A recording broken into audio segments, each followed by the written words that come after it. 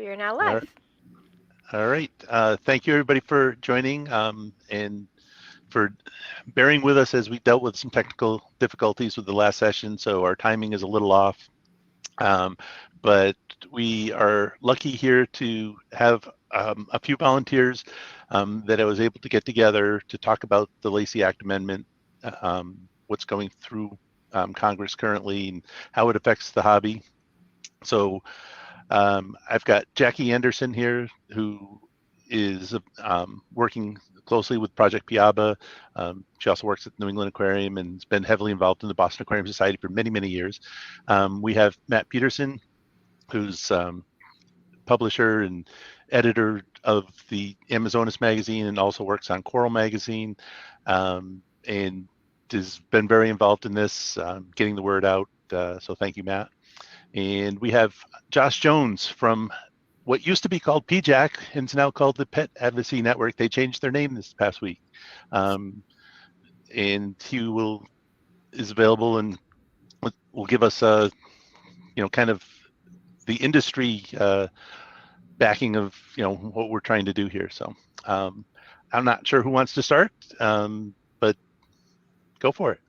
And it's kind of a free-for-all format here, so we don't have anything planned. It's just a discussion. And sure, if you don't mind, I'd be happy to start kick it off. Sure. Simply because we've been working on this issue for quite some time now. In fact, I think it's probably important for us to talk a little bit about how we got here, where we are today, and then what we should be thinking about moving forward. But really, alluding to what I had said before, we've been working on this probably since March of 2021, when Senate Bill 626 was introduced in the Senate, and that includes the language that we're seeing today in Section 71102 of the larger Competes bill that you've been hearing so much about. So this is something that's really been started a while back and has progressed to the point now where the language had been inserted into the Competes bill, which is a bill that was focused on China and addressing technology issues, microchip and semiconductor issues, and really in response to the Senate's action in June of 2021 when they passed the USICA bill, which is the U.S. Innovation and Competition Act, Senate Bill 1260. That was the Senate's version of a bill to address those issues with respect to China and competition. The House came back in January, introduced their version, and in the process of doing so, added a number of amendments along where the amendments to Lacey are a part of those. And the real big concern about that has been that those amendments were added with very little debate in the House.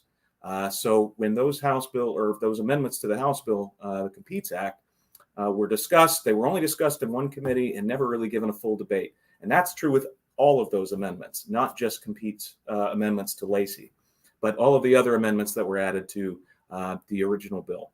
So now we find ourselves in a situation where the House has passed Competes, it's over in the Senate. The Senate had passed its version, and now they're trying to figure out on the Senate side what to do next. They have been in the process of determining whether it will be an informal or formal committee conference process to reconcile the differences between the Senate version and the House version of a bill that's supposed to address the same issue.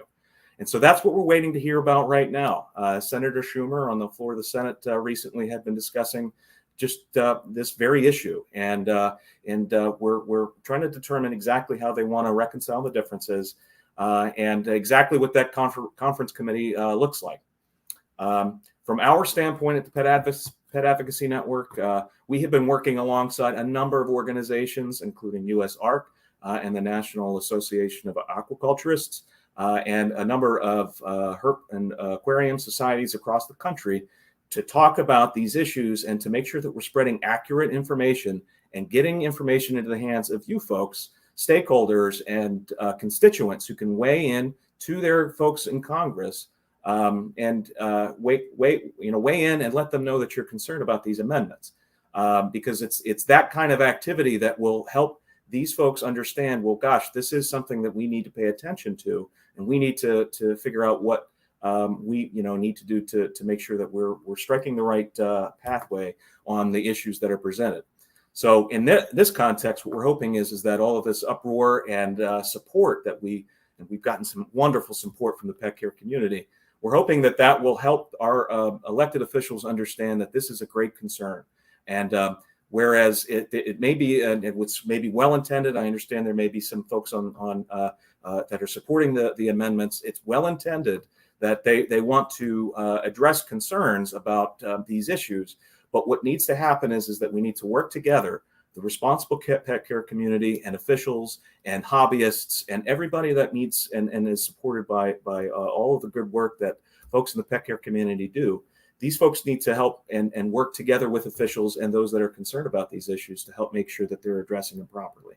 So, and that's kind of what we do. And so that's really where we are. We're waiting to hear exactly how it processes in the Senate, and happy to talk about how you can help raise awareness. And I know Amazonas and some other folks have been doing a great job getting the information out there, but head over to petadvocacynetwork.org or petadvocacy.org. Get that right, petadvocacy.org.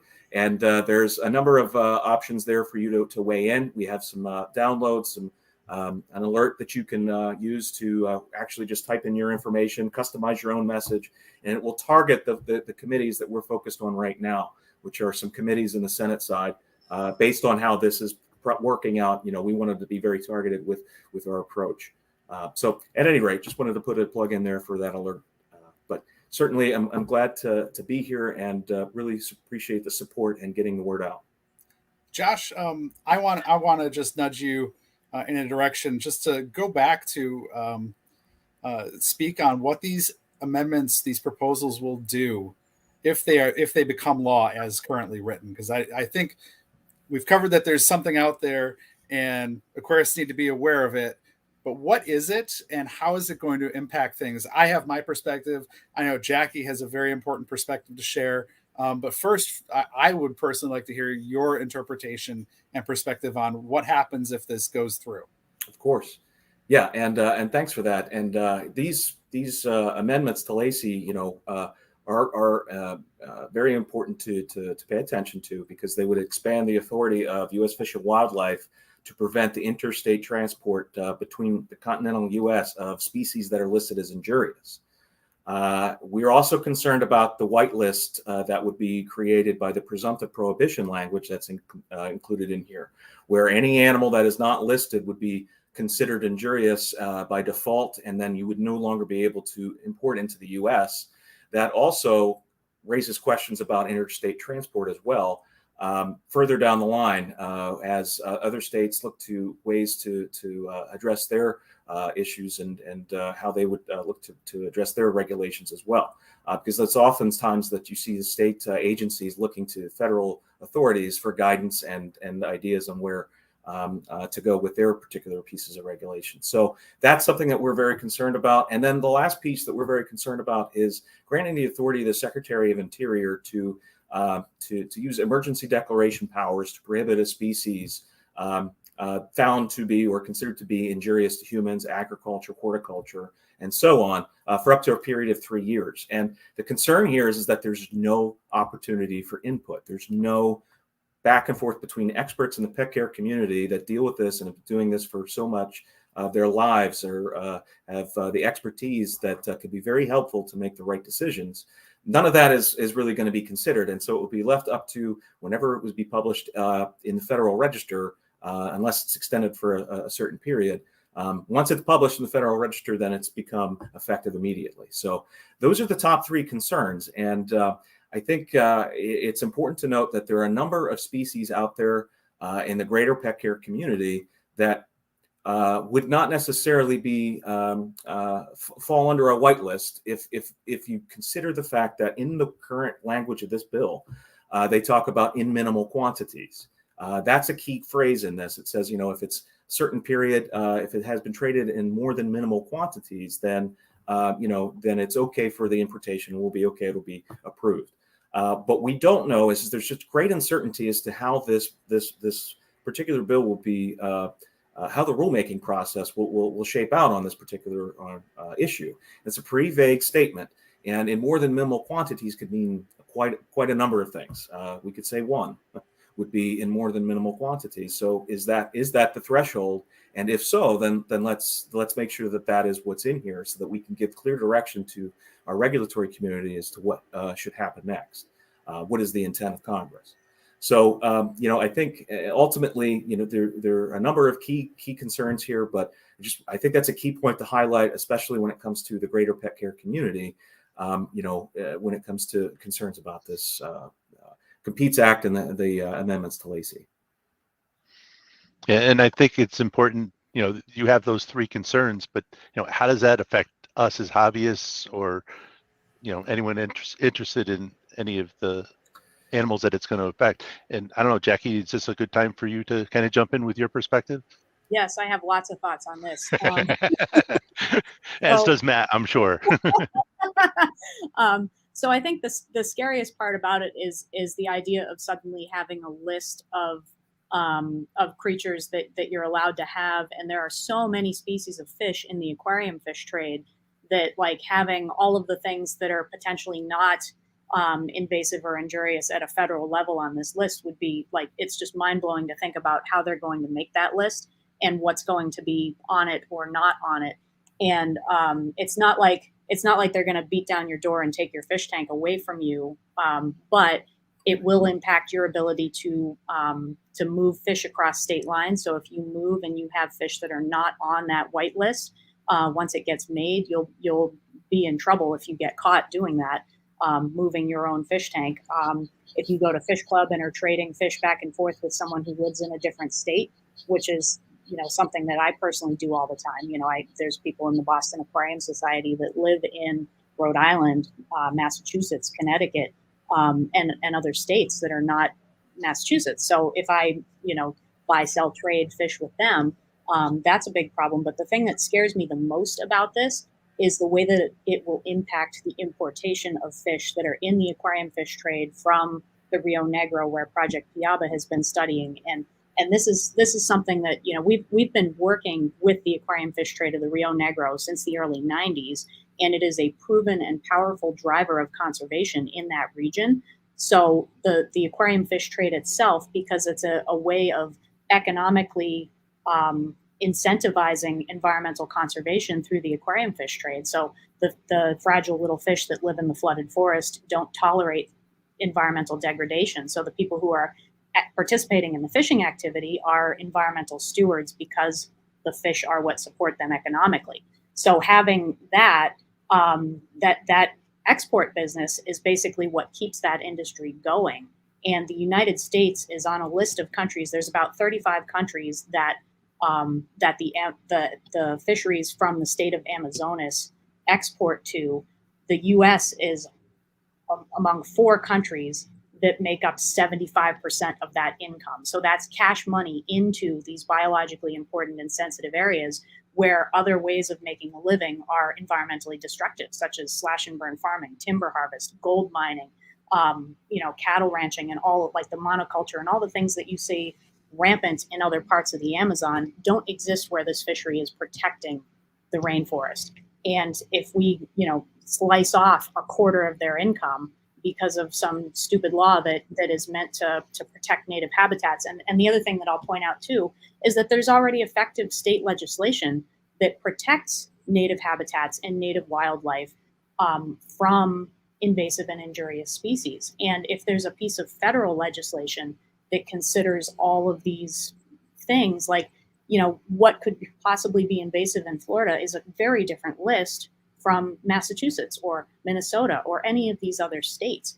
And to say, oops, cardinal tetras might not make that list because maybe they could live in a drainage ditch in Florida, that would be catastrophic for American businesses, for one, people who make their livelihoods, importing these fish, but it's even more catastrophic for the people who make their livelihoods exporting these fish and for the people who are protecting this fragile and delicate rainforest habitat. So if we want to improve our competitiveness in a world market, and if we want to, promote environmental conservation, this legislation is not the way to do it. And the thing that's really scary about it is how it's it's kind of disguised as being something good. Like there's other stuff in other parts of the Competes Act that are like, yeah, I want that. I absolutely want it to be prohibited that you can't own shark fins. Like that's something that I'm shocked that wasn't a law already, right? And it's part of this in another piece of this legislation. And a lot of funding for science and a lot of funding for competitiveness of American industries. And yet here's a thing that will vastly impact anyone who is involved in the aquarium fish trade or the pet trade at large.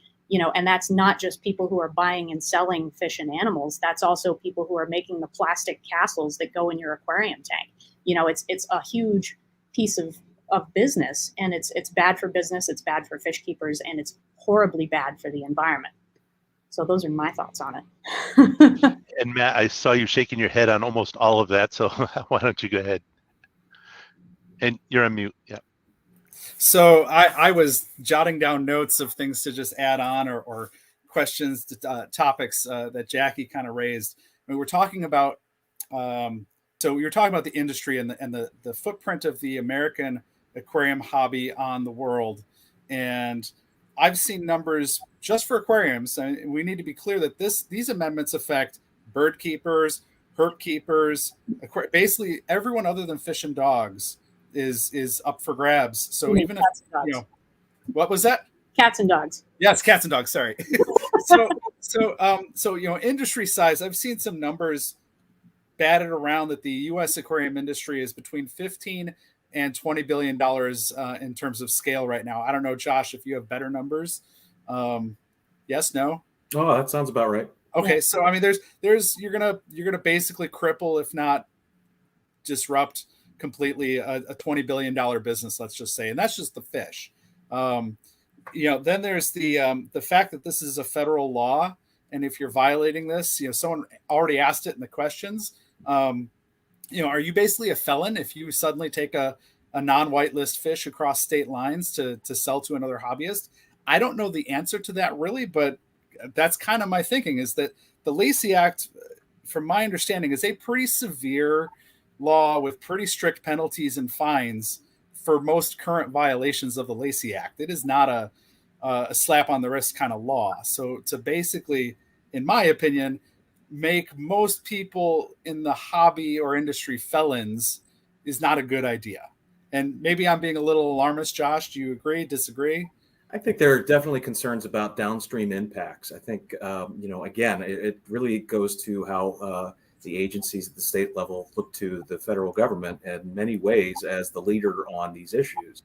And as I understand how Lacey Act, works, it helps put the teeth in a lot of other state and international and other wildlife laws. And the point being that if you were to somehow find yourself in violation of one of those, then it would trigger the Lacey Act. So I think it's just out of an abundance of caution that I think folks are very concerned about the movement of their own pets. I think the specific concern being that, with the shipment clause being something that's being targeted here in these amendments, that the concern being, if it's not on a white list, could it be considered injurious? And could that, it's just a gray area that we need some additional clarification on, and continue to harp on that as we have engaged the Senate side offices and the House offices as well. What can we get some additional details, or can you give us some idea as to what you might consider as in minimal quantities? And it's really been it's been an ongoing conversation to get those details. Let's put it that way. So. Sure. We're just very concerned about what that might look like in the regulatory process, and we certainly hope that they hear our appeals. Well, so two of the things that have come up a lot with Aquarius, and I've emailed all my representatives more than once at this point. Two of the things that I think we need to discuss is that these amendments are being promoted, at least outwardly to people that I'm hearing from, as a way to prevent like the next COVID-19, the next zoonotic disease, if you will. And to prevent invasive species. And Jackie already kind of alluded to that there are state mechanisms in place. What's considered invasive in Florida, lionfish are never going to be a problem in Minnesota. It's just not going to happen. So that massive federal scale for regulating potentially invasive species just doesn't even make sense. And I just look at the zoonotic disease and say, COVID did not come from animals coming into the country. I can't think of a pandemic that came to the country via the pet trade. It just doesn't equate to me. So I feel like this is a lot of what we've seen in other spheres where the pet trade or the aquarium trade is kind of being used as a scapegoat because we're a smaller industry and a smaller interest group. That's my personal opinion. But it seems to be playing out on this large federal scale here. I don't know if you either of you have opinions about that. Well, one thing I would like to say is I think that we look at the way that our federal and state system is set up. If you think about it, I think that the way that the states can fully regulate their own situation when it comes to captive wildlife rules, that in and of itself is an effective system, because then, as you had pointed out, Matt, you are allowing the regions, the specific climates and the specific characteristics of a state to be considered with respect to what it is that's important for that state to protect, whether it be their native wildlife or and so on. So, and of course, all of that based on sound science. So, there is a way that it seems to, if you look at the way things have worked if you look at the court interpretation of the shipment clause that had changed early a few years back, you can see that state regulators have reacted by tightening up their own or looking at and examining and re-examining their own captive wildlife and state wildlife regulations. They've done it in Arkansas, they're doing it and have done it in Florida, and they're doing it in California, Connecticut, you name it. So, it's important to note that the system is sort of working in the way that it should be intended, in the fact that, as you point out, Matt, this is a great big country, and what's invasive in Florida is not necessarily invasive in Idaho. Yeah, and furthermore, so the Lacey Act already, as you just said, Josh, the Lacey Act already exists, and it already protects native habitats and wildlife. Those state regulations already protect native habitats and wildlife. This doesn't actually help anything, but it stands to do a whole lot of harm. And that's the thing that makes it really scary, is that, people could think that it's a good thing, and then, without knowing that we already have mechanisms in place to protect native habitats and wildlife. And, they think, oh yeah, that sounds like a good idea, but it really has this vast domino effect on the environment and on businesses and on so many things beyond itself, that it's just, frankly, it's terrifying. And I don't like to panic, but like also, even all those species, like going to a whitelist, all of the species that are not in the aquarium fish trade yet, or that, and also thinking about the ways that the aquarium fish trade can drive conservation. So beyond the environmental impacts, but I'm thinking about CARES, and I'm thinking about all of the species that are endangered or extinct in the wild that only exist because of the aquarium fish trade.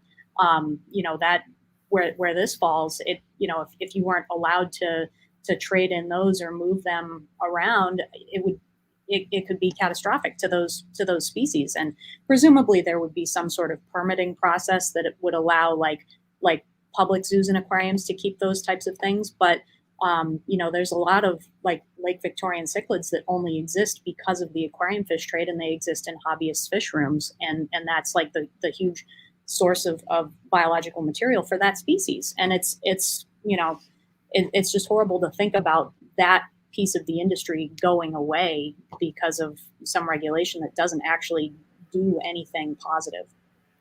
Well, it hits on two topics.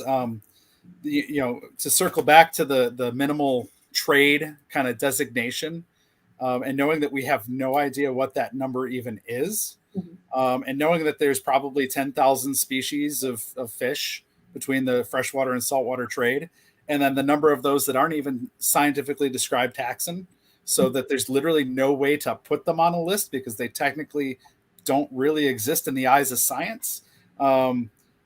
My position and the position of Stefan, we have a new kind of op-ed or an editorial in the next issue of Amazonas that's arriving in the next week or so. But we look at this and say, you might be down to a few hundred species of fish because only, there's so much that happens as interstate trade that's just not even tracked. Yeah. The sale of me selling a Victorian cichlid to someone in Wisconsin, I don't have to file that anywhere. The government does not have a record of that transaction. And it's only on the import side where there's any accounting for what even is in trade. So our concern is that anything that happens from a Florida fish farm, that anything that's happening within our borders is not, there's no measurement of that. So minimal trade, there's no record of trade. The number that's in the trade is zero when you look at the available records. And then going back to those undescribed species, there's no way to whitelist a species that doesn't exist. Yeah. And I was just going to add to you, Matt, I just to dovetail off you, I think you're hitting on a lot of really good points about that whitelist situation. And the other is just the sheer volume of species. And just to underscore what you've even already addressed, really, is the sheer volume and the undertaking that would be required in order to really get to a viable list. And then you have to keep it updated.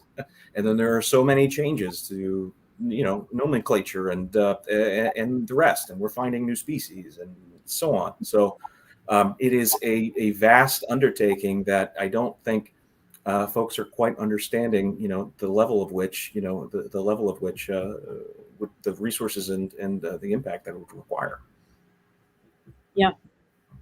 Yeah. And the other thing that I would say too is that in May of 2020, Brazil switched from being a whitelist to a blacklist. So now instead of a list of animals that were allowed to be exported from Brazil, now it's a list of species that are not allowed to be exported. And so that really has vastly opened up like the number of species that are available. And when they had switched from so they've flip-flopped over the years, and they had switched from a blacklist to a whitelist. I don't know when it was, maybe 20 years ago.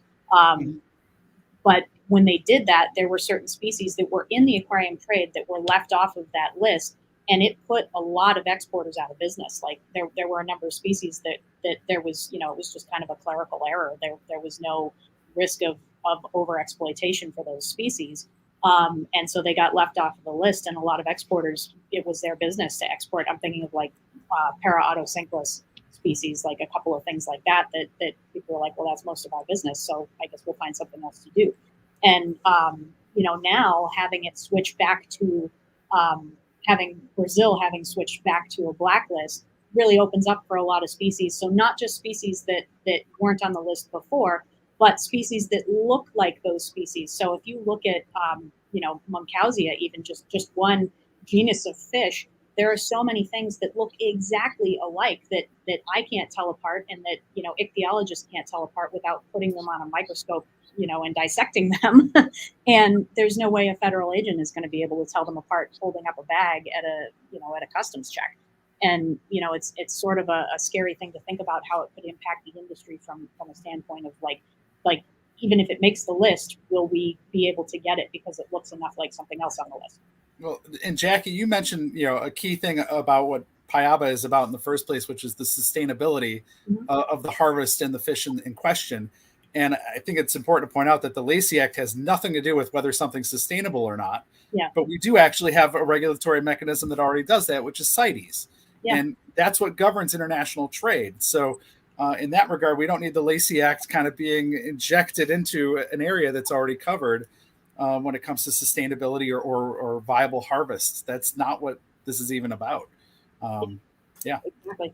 Exactly. I saw a couple of questions in the chat. I was going to say there's been a few questions come through.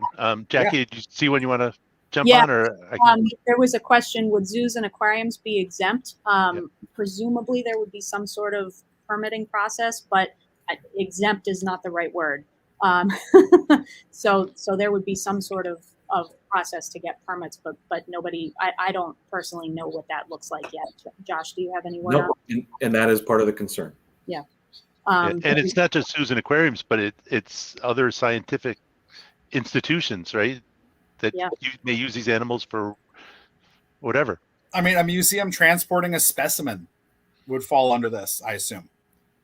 And what's interesting too is we're working with the University of Tennessee and a number of other universities on study and survey of businesses as well as hobbyists to talk a little bit more and learn a little bit more about beneficial and harmful microbes and how they move through systems. And part of that involves, inspecting and looking at shipments and testing animals for certain, microbes.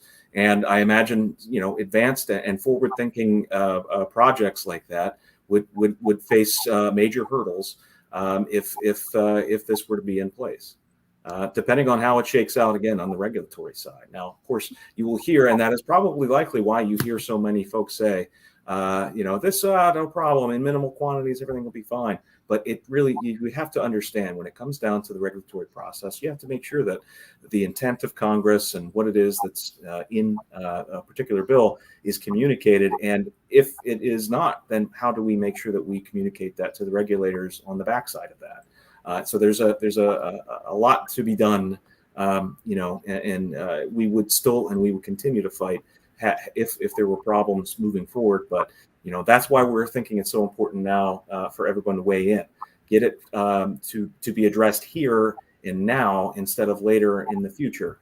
And that's why it's so important that we have folks weigh in and work with us and all the folks here to get more information out, and also to weigh in through websites like we have through our petadvocacy.org and the call to action, where you can customize your own message. We have some talking points put up there, but as I would make a call to everyone on this presentation, go to the various websites that are out there. US ARC has some great information on their website too, petadvocacy.org.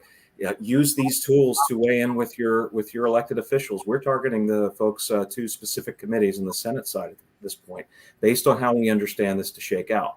I think it's important to do that as well as to your own elected officials, and make sure that they're aware that you're concerned. Tell them your story, tell them why you're concerned, and if they follow up and say, "Oh, don't worry," so well, please make sure you understand that I am concerned, and I'm a voting member of your constituency. So these are all things that can be very helpful to help the folks in Capitol Hill understand that this is important, and why we need greater debate and fuller discussion on what these amendments and these changes to Lacey might look like. And remember, Senate Bill 626 is still out there.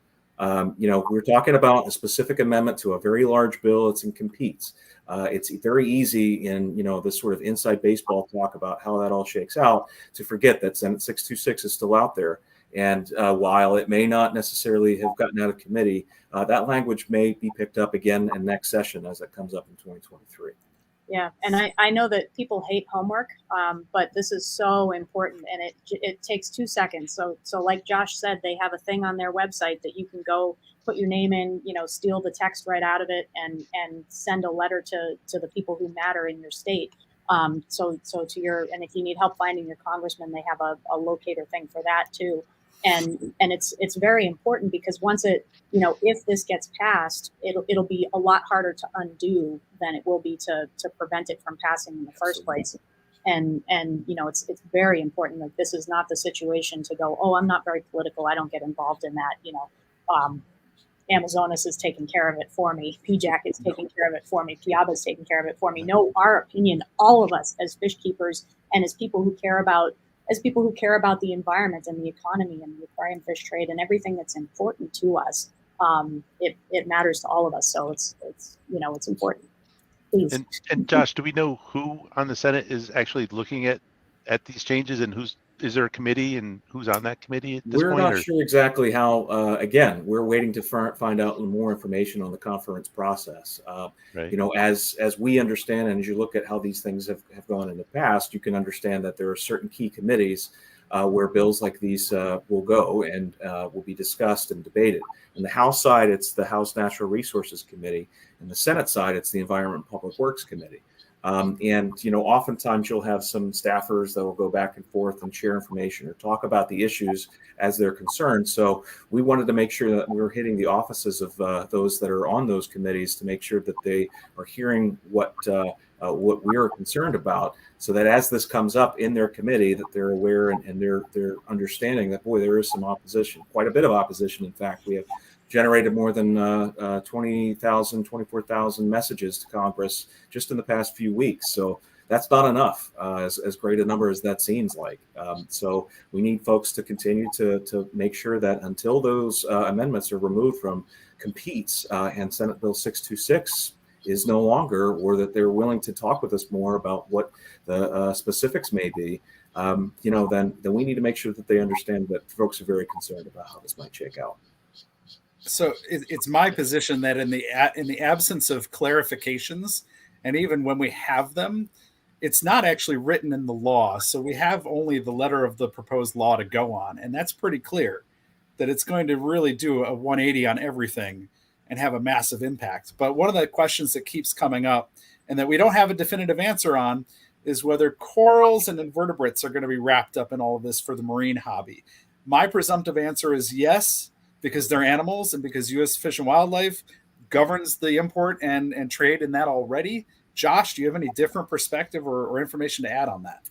I wouldn't have any specifics, but if I were a betting man, that's exactly what I would say, sir. And I would say that, you really have to kind of think a few steps ahead and consider how that might shake out. And I would say, I think most people are questioning because they're not explicitly called out in the current language of those amendments, whereas many other things are. It's too vague at this point. Yeah, no, I understand. But, as I understand, and in other areas, in other issues, invertebrates are also inadvertently wrapped up in certain regulations. And that's why it's important, that we actually highlight something that our HERP subcommittee has just done, and that is officially voted to include invertebrates as part of the group and as part of the stakeholders that are involved in that group. So, they meet monthly, and they're also involved in all of the different pieces of legislation, reviewing and acting on it. So to clarify, you're speaking to terrestrial invertebrates like tarantulas, isopods, that kind of stuff. Sir. Yes, sir. Thank you for clarifying. But all invertebrates are also, something to be concerned about too. So sure. It's something that, we wanted to make sure that we are covering on our side. And I think it's important to think, based on the vagueness of how this is worded, it's important for us to all be very concerned and all be impacted, all making sure that they're aware that you'd be impacted. Yeah. There was a comment early on that said, Petco couldn't even move animals from regional warehouses to their stores. And I think, if this goes through, it's going to be places like Petco and large corporations that have the resources to get species added to that whitelist. So just think about that. Do you really want your only choice of fish that you can keep those that are available from Petco? And that is probably what would happen. If this were to go through. They would have the wherewithal and the documentation necessary to protect their business. And, the cynical among us have said, well, they're going to let this happen then because all the mom and pops just go out of business and they're left with a monopoly. That's not competitive, but that's a cynical interpretation of all this. Someone in the comments mentioned, the shutter of the Hawaii fish trade. And I think since NEC is primarily drawing more of a freshwater audience, I raise it routinely because I play on both sides of the salinity, if you will. Watching how long the anti-pet trade and anti-aquarium fishery activists persecuted the Hawaiian fishermen and tried to get that fishery shuttered, and all the data that it was sustainable kept coming back. The state agencies responsible for governing that fishery said it's sustainable. They are in charge of it, and so every year there would be new legislative proposals to try and shutter that fishery. And in the end, they found kind of what I would consider a backdoor way to apply environmental laws through the judicial system to get that fishery shuttered. And so I see something like these amendments for the Lacey Act coming down now. And as Jackie said, you got to do your homework. Me as a publisher, I know that I go to my aquarium hobby to get away from all the noise of life and to just enjoy something. And all of a sudden your hobby is coming under threat. I don't even want to deal with it. I just want to enjoy my fish tanks. But you got to understand that this is going to keep happening, and it's going to keep happening. And unfortunately, I know you can get burned out on it, but if you don't stand up for it, it will sooner or later go away. That's what happened with Hawaii. They kept on fighting. The opposition only needed to win once, and everything changed. And yes, we're left with $200 yellow tangs now, because those are the only yellow tangs we can get. and biota and is the only source for yellow tangs, and so that's what happens. Not dinging biota or the fact that we have yellow tangs, we're very lucky that they were in aquaculture at the time, because otherwise yellow tangs would basically be gone completely. So you can make any number of arguments looking at where this is happening on a smaller scale. Look at what's going on in Winnipeg, Canada, which is only a 6-hour drive from here. That process is ongoing. They haven't heard from every aquarist and said, "Oh, you're right, we're not going to ban aquariums now." No, that's still being discussed, and it's just kind of on the back burner for me because this is right now here in my own backyard, and there's not much movement up in Canada. But that fight hasn't gone away, and Winnipeg still has a very uncertain future if you're not a cat or dog owner. So, yeah, sure. And one thing I wanted to raise too, and I think Petco and PetSmart have been very supportive and been very active in helping get out the word to their suppliers to make sure that everyone is aware of the standards that they have employed. And I understand that they're doing a lot there to help fight the amendments that are impacting Lacey here and Competes. And I think it's also important to highlight, and I think I see Dee from Brooklyn, and they're talking about the government doesn't care about the little guy, and that's until you speak up. So until you start to let them know that you as a constituent are concerned and that you are someone that is impacted, once they start to realize that more, again, we've got 24,000 folks, we need more to weigh in. And if you have already weighed in, make sure you follow up and say, hey, I wanted to see if you've had done anything or heard anything about this. What are we doing about this as far as is you're concerned? So that kind of activity is really where rubber meets the road, and be nice, be professional. These are folks that are in large respects well-meaning and have the best interests of their constituents in mind as they make the decisions and are debating these issues with other elected representatives and senators. So just understand that as you approach them, make sure you're respectful. Follow up with US ARC and us at Pet Advocacy Network and the North American Aquaculture Association, and learn about the issues as this situation develops and how you can impact the decisions that the folks on Capitol Hill are making. Yes.